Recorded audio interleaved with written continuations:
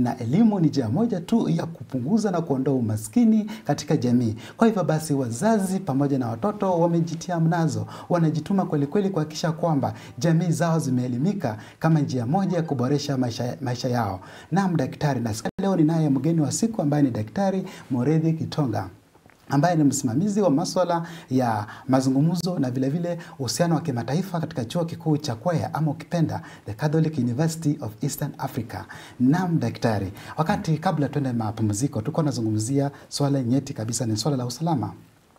Mwaka jana mwezi wa 6 kulikuweko na chimbuko la maandamano, na maandamano haya kwa 90% ilihusisha vijana wadogo ambao tunawaita Gen Zs. Na vijana hawa ni wengi wao wako katika vyuo vikuu na taasisi mbalimbali. Je, chuo chenu kinafanya mikakati zipi kuzuia vitendo kama hivi vya vijana wadogo kujitosa kwenye maandamano? Kwa sababu tuligundua ya kwamba athari ilikuwa mbaya mno. Wengi wao walifariki, wengi walipata majeraha ambayo hayatawarejesha katika hali ambayo walikuwa ndani. Je, chuo chenu kiliathirika na masuala hayo ya Gen Z? Chuo cha Kwea sana sana hakikuathirika vile, lakini bado kulikuwa na ile tunaitaka kwa Kiingereza trace ya maandamano. Na huu msimu tuko nao wa teknolojia, ni vizuri pia kukubali zile changamoto tuko nazo. Na mambo mengi ya maandamano ilikuwa ni walikuwa wanatafuta mabadiliko. Kwa hivyo Kwea mahali tumepaweka nguvu sana sana ni kupatia kipawa hii aspect ya counseling. Tumekuwa tukiongea na wanafunzi kwa sababu tuko na department nzima ya counseling, ambapo yoyote tuliyeona kuna ishara ya kutaka kwenda kwa maandamano, ambapo huwa tunafanya hiyo tunaitaga research, kuangalia hata kwa mitandao watu wanaongea nini kwa mitandao kulingana na wanafunzi wa Kwea vile tuko. So na tunajaribu sasa kufuatilia. So sana sana Kwea tumekuwa tukijaribu ama tunafanya bidii ya kuongea na wanafunzi on a continuous basis, madhara ya maandamano na mipango gani inaweza tumika kupitisha ujumbe bila kwenda kurusha mawe ama kupigana na polisi barabarani na kadhalika. Naam mtazamaji, ningependa mwendeshaji wa kipindi changu ambaye ni nahodha nieleze kwa anipatie video ya mahafala, maanake jambo hili linatuelekeza katika swali lingine.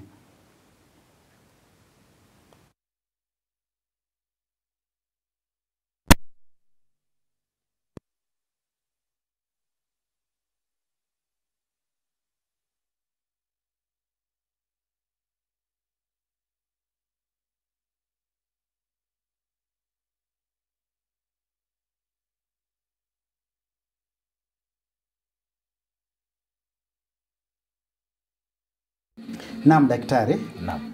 Hiki ni chuo cha Kwea, walikuwa wanafanya ile tunaita kwa kilugha ya kimombo graduation. Wanafuzu. Naam.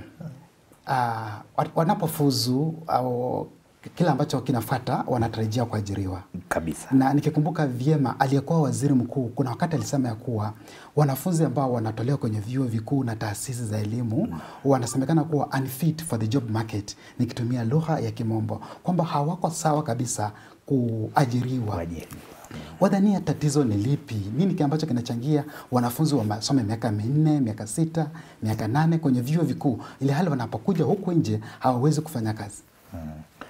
Sana sana hii lawama italalia vyuo vikuu kutoimarisha ile kwa lugha ya Kiingereza tunasema enhancing education to fit the current market needs. Kwa hivyo utapata wanafunzi wametoka lakini wanafundishwa mambo yaliyofunzwa miaka 20 iliyopita. Kabisa. Ukienda nchi zilizoendelea kama nchi za Ulaya ama zingine za Asia, utapata curriculum zao ama zile taadhima zao zinabadilishwa kila siku.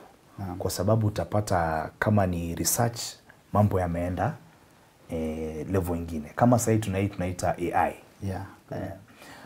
AI sasa inafanya mambo mengi. Ndio, tutasema hatuna udhamini mkubwa wa kufanya haya mabadiliko, lakini kama tutatoka kwa hiyo shida ya kukosa ajira kwa wanafunzi waliofuzu, itabidi pia tuhusishe wale tunaita stakeholders wengine. Kampuni za kibinafsi ziko na rasilimali nyingi sana ambazo tukifanya ile tunaita strategic partnership, ambapo KWEA imeanza huu mwaka. Catholic University imeanza partnerships na kampuni nyingi sana. Sasa hii tuko karibu kampuni 43. Sekta tofauti. Kuna sekta za ulinzi, sekta za manufacturing, kutaka kujua ni mahitaji gani walionayo. Na wakitupatia, tunaongea na walimu wetu, wanabadilisha ile curriculum, na hii commission ya University Education tunapitisha, wakituruhusu tunabadilisha. Kwa hivyo itabidi responsibility ya kila university ihakikishe masomo wanayotoa yanaingiliana na mahitaji ya dunia saa hizi. Nataka mwanafunzi akitoka Kenya aende Ujerumani, anaweza kufanya kazi bila shida yote. Akitoka hapa aende Mombasa, aende bandarini huko, aende mahali popote, anaweza hangaiki ama haanzi kufunzwa tena. Naam. Hayo ni masomo ya Vasco da Gama. Masomo yaliyoletwa na missionary miaka nenda miaka rudi, ndio watoto wetu wanafunzwa hadi na waleo. Naam. Kuna hili swala na ni tatizo ambapo hao wanafunzi wakisha kufuzu, inasemekana kwamba akili yao huwa imefungwa, kwamba ni sharti tu niajiriwe kwa hii kitu ambacho tunakiita white collar job. Pasipo na kuajiriwa, mtu atasalia hivi hata miaka 10, miaka 20 akingojea tu kuajiriwa. Tatizo vile vile pia ni lipi na suluhu ni lipi? Pia hii gap iko pia kwa vile tunavyosomesha. Kwa sababu ujuzi wa kibiashara ama wa kujitegemea, hata kama hujaandikwa, sivyo vyote vinavyotufanya hivi. Kwa hivyo utapata mtu mwanafunzi ametoka shule, amefuzu, lakini kwanza itabidi aajiriwe. Na ukitaka kwenda kuajiriwa, saa hizi pia mahitaji ya makampuni ni tofauti. Atakwambia anahitaji experience ya miaka 5. Umefuzu mwezi uliopita, utatoa wapi experience? Sasa ni jukumu la vyuo kufanya zile tunaita common courses za biashara. Unaweza kutoka aje kama umesomea kilimo, uanzishe kilimo kivyako. Kando na mafunzo ambayo umesomea. Kando na mafunzo uliyosomea, na vile utahimidi vipi hii biashara yako ndio iweze kukupatia mapato ya kila siku, ndio uweze kujidumu ama kujikimu kimaisha. Alafu pia KWEA tulikuwa tunawasilisha kwa serikali pia kama wanaweza pia kutupatia ile tunaita technical support. Sababu unajua serikali iko na mikakati kadhaa. Kwa hivyo pia partnership na serikali ni muhimu, ndio tujue ni wapi kuna mapengo ya kibiashara. Na tukipata hiyo solution, hii issue ya ajira itakuwa imeisha. Watu watakuwa natoka, unaweza kuingia upate kuna gap mahali, kama ni mtaani uanzishe. Nitakupatia mfano wa hii system ya kujaza maji. Kwa hii mineral water. Ilianzishwa na wanafunzi, lakini pia ilianzishwa na wanafunzi sababu walienda ng'ambo, wakaona hapa kuna nafasi fulani yenyewe tunaweza itumia kwetu Kenya. Kurudi wakaanzisha, na saa hizi kila mtu akimaliza na kibuyu chake anajazua maji fresh, anaenda na kunywa. Mtazamaji, ni muda tu ambao umenibana, lakini maswali ni mengi, hoja ni nyingi chungu nzima.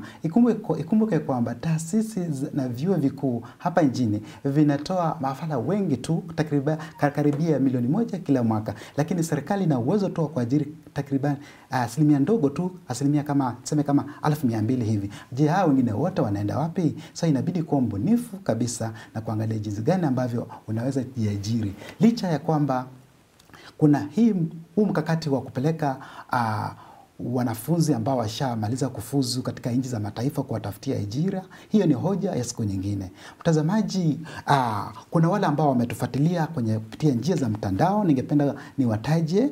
Kunaye Amo Kim Kipsat, anasema kwa tuned in live. Naye kunaye pia Chebo Motosio Mam Valentine, anasema anatutazama kabisa. Mpenzi mtazamaji, maswala ni mengi chungu zima kwenye chungu chetu hiki, na mdahalo umewaka moto kabisa. Ikiwa ni vyema hata tupate mrija tukaweza kujua ni kipi kimo katika ndani ya hicho chungu. Daktari, sekunde 45, hebu tuelezee machache kuhusu chuo cha Kwea wakati tunamalizia. Kwanza ningependa kuwakaribisha kwa chuo kikuu cha Katoliki. Huko ni mahali tunajenga jamii. Tunajenga jamii kwa ufasaha. Naam. So usiachwe nyuma, tunakukaribisha sana chuo kikuu cha Katoliki. Kosi tunazozipeana huko zinatambulika dunia nzima. Umeona pia tuko na graduates wetu, alumni wetu ambao wanang'ara dunia yote.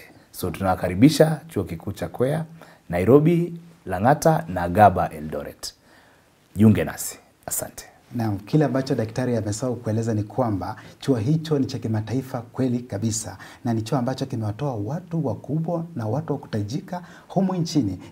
Ikumbuke kuwa hata mama wa taifa amepitia kwenye chuo hicho, amesomea pale. Mpenzi mtazamaji, tumefika tamati mwa taarifa zetu, ikiwa pamoja na mdahalo ambao umekuwa moto kabisa. Jina langu ni Alan Andiva na nimekuwa na mwenzangu wa lugha ya ishara upande wa pili ambaye ni Charity Ngima. Ungana nami wakati mwingine, wakati kama leo, siku ya Ijumaa, na kutakia weekend iliyo nzuri kabisa. Usiku mwema.